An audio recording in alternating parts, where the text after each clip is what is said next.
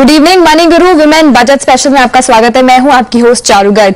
जी हां, मोदी सरकार ने अपना पहला बजट कल पेश कर दिया है और आज इसी पे हम चर्चा करेंगे। खास महिलाओं के लिए ये शो है। जानेंगे कि बजट में जो जो प्रावधान रखे गए हैं, निवेश से बेहतर किस तरह से रणनीति बनाई जा सकती है और किस तरह से बेहतर पोर्टफोलियो बनाया जा सकता है अपने भविष्य को बेहतर बनाने के लिए। आज हमारे साथ दो खास मेहमान जुड़े हैं। पूनम रूंगटा है, सर्टिफाइड फाइनेंशियल प्लानर, साथ ही कल्पेश अशर हैं, he is the founder Full Circle Financial Planners and Advisors. आप दोनों का बहुत बहुत स्वागत है इस कार्यक्रम पर। फिलहाल अपनी महिला दर्शकों को भी हम बता दें कि वो भी हमारे साथ इस शो में हिस्सा ले सकती हैं। आपके कोई भी पर्सनल फाइनेंस से जुड़े सवाल हैं, आप हमारे साथ इस शो में जुड़ सकती हैं। जुड़ने का तरीका आपको बता देते हैं। आप हमें ईमेल कर सकती हैं moneyguru@zmedia.slgroup.com पर। साथ ही SMS भी एक जरिया है। अपना सवाल लिखिए, शी हमारा कोड लिखिए, भेज दीजिए 57575 पर।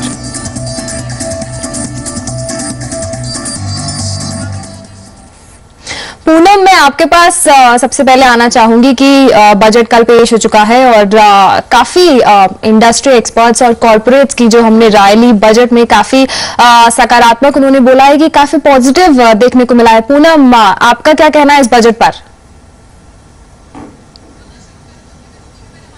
देखिए, जो बजट में मेजर चेंजेस आए हैं कि जो मिनिमम इनकम स्लैब बढ़ा दिया गया है 50,000 रुपए से, और जो 80C की लिमिट जो 1 लाख रुपए थी जो 1.5 लाख कर दी गई, उससे डेट इन्वेस्टमेंट पे फर्क पड़ेगा। और जो ओवरऑल फाइनेंशियल प्लानिंग है, यानी जो मौजूदा पोर्टफोलियो है उसमें भी चेंज करने की ज़रूरत पड़ेगी। यानी हमें थोड़ा एसेट एलोकेशन में चेंज करना पड़ेगा to get more benefits of this tax rebates.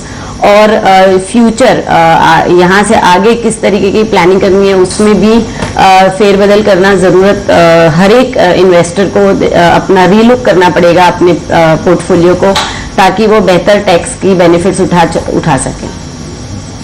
जी पूनम, ये तो बहुत ही खास जो भी एक्सपेक्टेशन थी, फिलहाल टैक्स छूट में ये एक्सपेक्टेड था कि सीमा बढ़ाई जा सकती है। और फिलहाल पिछले हफ्ते हमने अपनी महिलाओं दर्शकों से जाना भी था, उन्होंने भी अपनी यही विश लिस्ट में शामिल किया था कि अगर टैक्स की छूट बढ़ सकती है, इसका सीमा दायरा इसका बढ़ाया जा सकता है, तो निवेश के काफी बेहतर मौके मिल सकते हैं, और जो कि कल बजट में देखने को मिला। कल्पेश, मैं आपकी राय लेना चाहूंगी। फिलहाल 80C के तहत जो भी इंस्ट्रूमेंट्स आते हैं, PPF, FD, NSE, ELSS की हम बात करें, 80C के तहत भी जो है दायरा बढ़ा दिया गया है। 1 लाख से 1.5 लाख तक का इसमें दायरा बढ़ा दिया गया है। कल्पेश, आपका क्या कहना है इस बजट पर?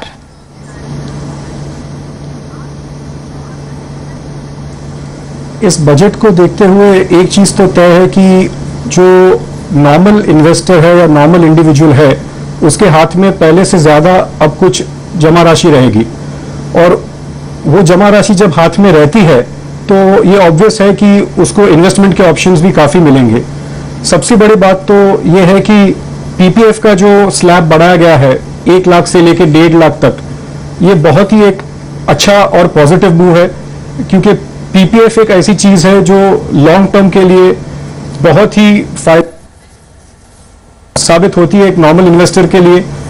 दूसरा, जो 1.5 लाख का स्लैब बढ़ाया गया है ओवरऑल 80C में, तो एक नॉर्मल इंडिविजुअल के पास ऑप्शंस भी काफी बढ़ जाएंगे। जैसे लॉन्ग टर्म में अगर इन्वेस्ट करना है इक्विटी में, तो ELSS को यूज कर सकते हैं।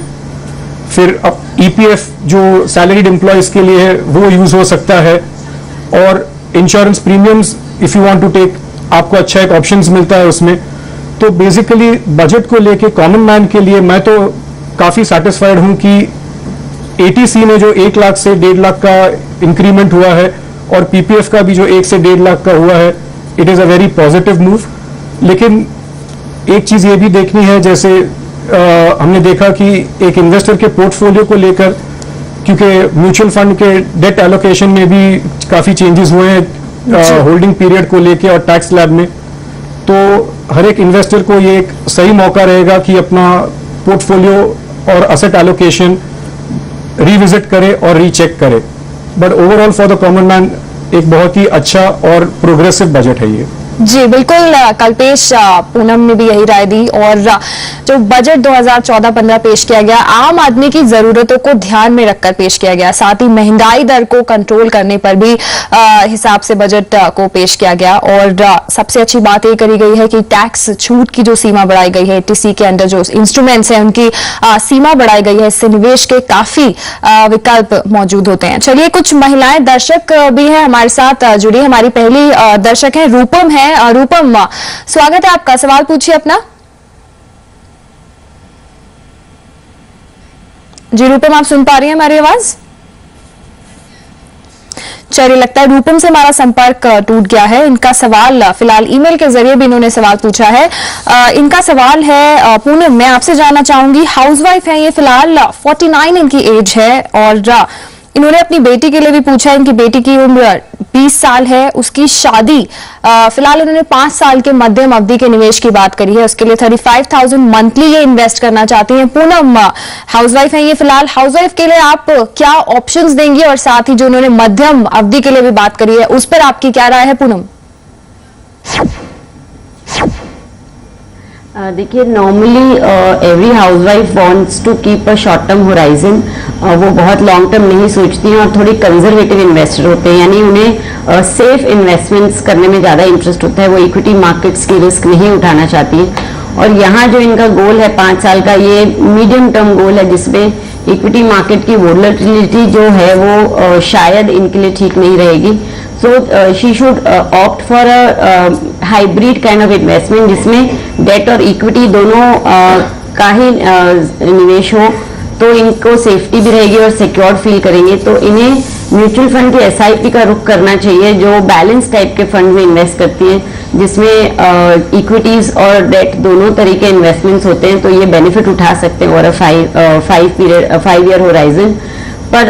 जैसे जैसे ये गोल के पास पहुंचे तो इन्हें मॉनिटर करना चाहिए अपना इन्वेस्टमेंट्स, और नियर द गोल टर्म यानी 1 साल के पहले इन्हें अपना सारा इन्वेस्टमेंट्स इक्विटी से उठा के डेट में ज़रूर सेफ गार्ड करना चाहिए।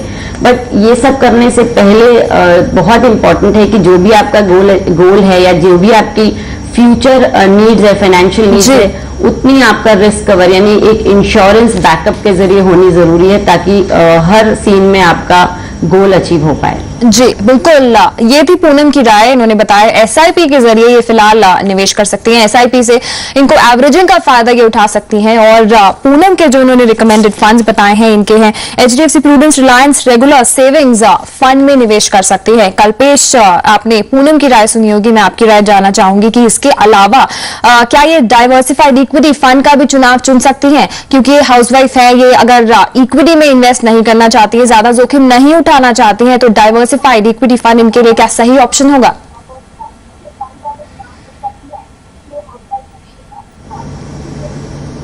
देखिए, रूपम के लिए जैसे पूनम जी ने बताया, मैं भी मोरलेस उस बात से सहमत हूँ।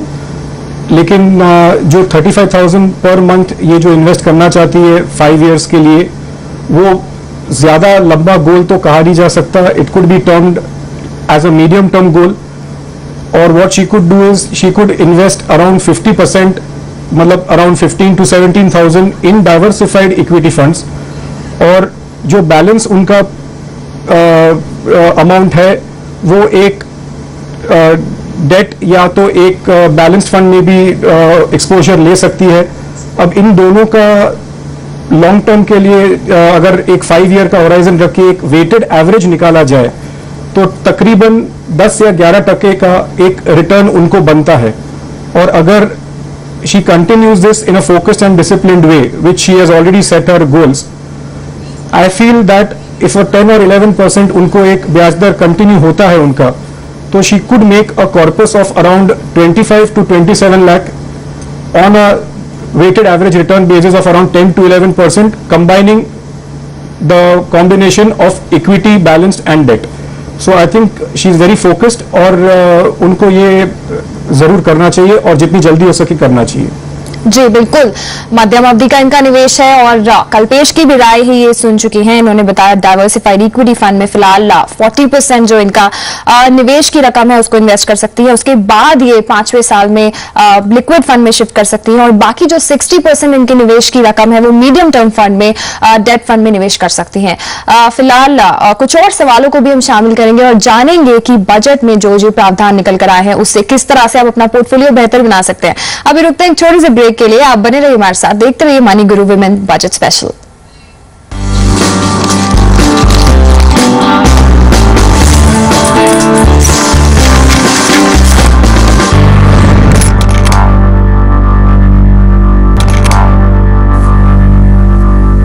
Welcome back after the break. आप देख रहे हैं money Guru women budget special. हमारे साथ दो खास मेहमान हैं, Poonam Rungta certified financial planner, साथ ही कल्पेश आशर भी हैं, is the founder Full Circle Advisors and Planners. फिलहाल हम अपनी महिलाओं दर्शकों के सवालों को भी हम शामिल कर रहे हैं, जान रहे हैं कि किस तरह से महिलाएं अपनी फाइनेंशियल प्लानिंग को खास बना सकती हैं। कल्पेश, मैं आपसे जानना चाहूंगी, बजट में जो फिलहाल म्यूचुअल फंड्स का जो लॉन्ग टर्म कैपिटल गेन को 10% से 20% बढ़ा दिया गया है, किस तरह से ये बेनिफिशियल है और साथ ही अभी फिलहाल म्यूचुअल फंड्स में अगर हम इन्वेस्ट करने की राय देते हैं तो कौन से म्यूचुअल फंड्स आप सजेस्ट करेंगे? Kalpesh.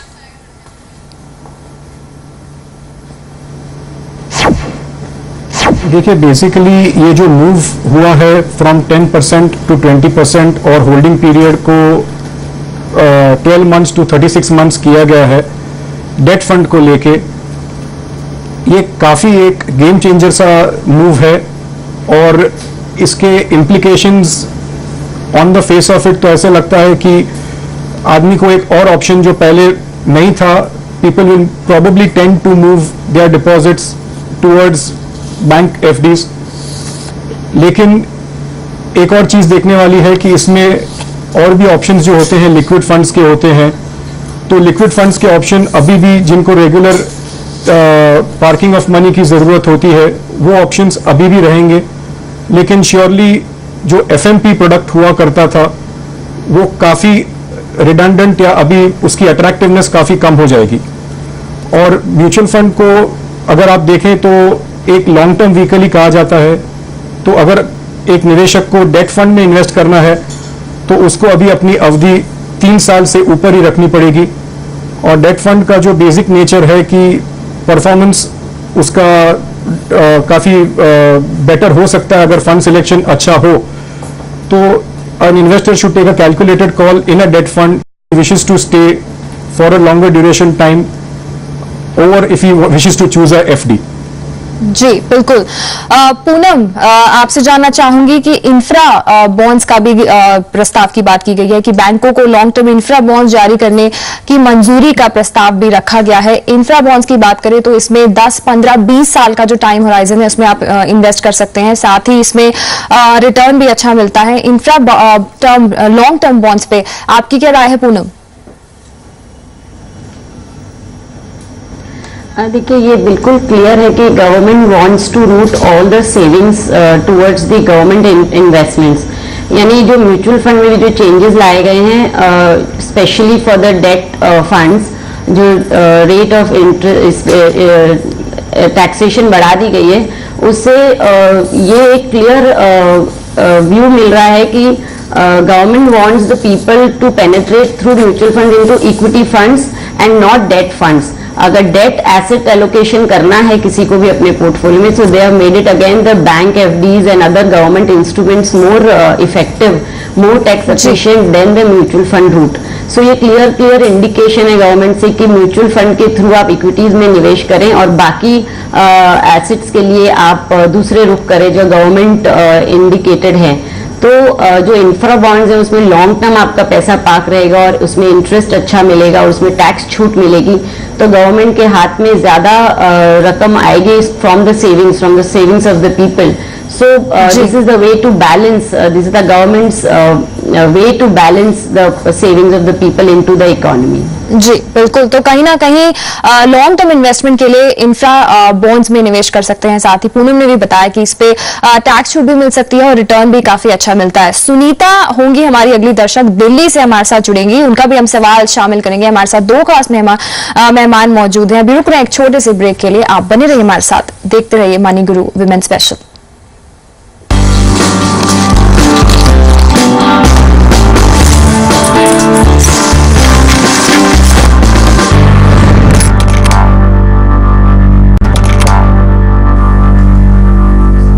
Welcome back after the break. आप देख रहे हैं मनी गुरु वुमेन बजट स्पेशल। हमारे साथ पूनम रूंगटा और कल्पेश आशर जुड़े हुए हैं हमारे महिला दर्शकों के सवालों के जवाब देने के लिए। हमारी अगली दर्शक है हमारे साथ सुनीता है दिल्ली से। सुनीता, स्वागत है आपका, सवाल पूछिए। नमस्कार जी नमस्कार, सवाल क्या है आपका? मैं जानना चाहती हूँ SIP क्या 60+ ईयर्स की एज के पर्सन के लिए सूटेबल है? जी सूटेबल है जी सुनीता, बिल्कुल। और साथ ही आप पोर्टफोलियो के बारे में भी जानना चाहती हैं। हम आपने अपना पोर्टफोलियो भेजा है हमें। आपने जिस तरह से आपने बताया कि 45 लाख जो अमाउंट है वो आप कहाँ पे निवेश करना चाहती हैं, ये भी जानना चाहती हैं आप? जानना चाहती हूँ। जी बिल्कुल, आपको एडवाइस दिलवा देते हैं। कल्पेश, आपके पास मैं आना चाहूंगी। अगर आपने इनका पोर्टफोलियो देख पा रहे हैं हमारी स्क्रीन पर, इनका पोर्टफोलियो फिलहाल काफी बेहतर लग रहा है। ये ऑलरेडी रिटायर्ड है, 60 इयर्स इनकी एज है। ये जानना चाहती हैं कि किस तरह से और ये कहाँ पे इन्वेस्ट कर सकती हैं इस समय।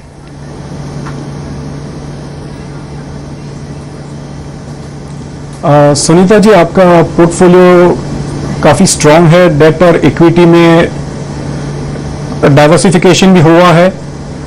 और जहां तक सवाल है आपका कि आप बता रहे हैं कि आपको SIP करनी चाहिए, SIP तो आप कभी भी कर सकते हो। उसकी अवधि कितनी होनी चाहिए वो आपको डिसाइड करना है। मिनिमम SIP अगर आप करते हो तो अवधि के क्वेश्चन में एटलीस्ट आप 3, 5 या 7 साल की SIP भी कर सकते हो। अब सवाल यह है कि आप SIP कौन सी फंड या स्कीम में करोगे, तो आपको अपनी रिक्वायरमेंट के हिसाब से वो डिसाइड करना पड़ेगा। जहां तक इक्विटी का सवाल है तो मेरे हिसाब से इक्विटी में अगर आप SIP करना चाहती हैं तो 5 साल तो मिनिमम आपको SIP करना ही चाहिए उसमें जी। और दूसरा जो आपको 45 लाख जो आप ऑप्शंस देख रही हैं कि आपको इन्वेस्टमेंट करना है, तो considering that you are above 60 right now, what we would suggest is that at least 50% of it you can probably look at when the next issue of the government tax-free bond जो शायद government can issue in the beginning of the next year, अगर वो issue होते हैं तो आप तकरीबन 50-60% उसमें इन्वेस्ट कर सकते हो, क्योंकि वहाँ पे आपको ब्याज दर तकरीबन 8 से 9% के बीच में टैक्स फ्री सालाना आपको मिल सकती है। बट उसमें 10, 15 और 20 साल की अवधि के वो टैक्स फ्री बॉन्ड्स होते हैं, गवर्नमेंट सिक्योर होते हैं वो बॉन्ड्स, तो आप तकरीबन 50 to 60% उसमें इन्वेस्ट कर सकती हैं। और जो बैलेंस अमाउंट है, you can even take balanced funds of mutual funds equity based, और उसमें भी एक ऑप्शंस होते हैं जो मंथली डिविडेंड पे आउट होता है, तो वो ऑप्शंस आप ले सकते हैं।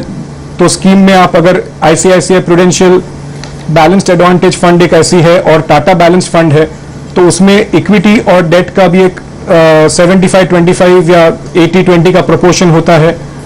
तो अगर आप ये 45 लाख को 50-50 करोगे तो मेरे हिसाब से अच्छा रहेगा। जी बिल्कुल। पूनम, आप क्या इनको राय देना चाहेंगी? Post office MIS, post office RD में भी इनका निवेश है, इनके पोर्टफोलियो में, इसमें ये बने रहे या किसी और MIP का विकल्प चुन सकती हैं, या फिर इक्विटी म्यूचुअल फंड के विकल्प चुन सकती हैं जिस तरह से कल्पेश ने बताया? जैसे कल्पेश जी ने राय दी सुनीता जी को कि इनका पोर्टफोलियो काफी स्ट्रांग है और इन्हें SIP अगर करना है तो लंबी अवधि के लिए करना चाहिए और इन बैलेंस म्यूचुअल फंड्स, तो इससे मैं बिल्कुल सहमत हूँ। साथ ही मैं ये भी सुनीता जी की नोटिस में लाना चाहती हूँ कि this is her retirement period now, तो इन्होंने अभी तक जो भी एक्यूमुलेट किया है पैसा ड्यूरिंग हर वर्किंग ईयर्स, उसे अब इन्हें यूज करना है for a retirement period and live a good standard of life. So इन्हें एसआईपी को ना ध्यान में रखे, क्योंकि ये ऑलरेडी आरडी कर रही है which is a recurring deposits she is doing in a post office. तो इनका एसेट एलोकेशन जो डेट की तरफ ज्यादा होना चाहिए वो ऑलरेडी है, तो उसे कंटिन्यू करें और एसआईपी की बजाय एसटीपी यानी सिस्टमेटिक ट्रांसफर प्लान चुने for their her monthly expenses, जिससे ये हर महीने इन्हें पैसे जो भी अपने खर्च एक्सपेंसेस के लिए चाहिए वो मिलते रहें, और साथ ही साथ जो इनका कॉर्पस ऑलरेडी ट्रैक करता रहे। तो इस तरह की एक मिली-जुली रणनीति करेंगे तो इनकी retirement period would be very good and she will be able to enjoy the best of the best standard of living. जी बिल्कुल, तो यहाँ पे पूनम और कल्पेश दोनों ने ही अपनी राय दे दी है किस तरह से ये अपनी रिटायरमेंट प्लानिंग को और बेहतर बना सकती हैं। फिलहाल इनका पोर्टफोलियो काफी अच्छा लग रहा है, लेकिन और किस तरह से ये कहाँ पे निवेश कर सकते हैं इनको राय दी जा चुकी है। फिलहाल इतने ही सवालों को हम शामिल करेंगे। पूनम, कल्पेश, मैं आपसे क्विकली ये जानना चाहूंगी कि कल जिस तरह से हमने मार्केट एक्सपर्ट से बात करी, उन्होंने काफी अच्छे नंबर्स दिए हैं। आउट ऑफ 10 बजट को आप किस तरह से रेट करते हैं? कल्पेश, सबसे पहले आप बताएं।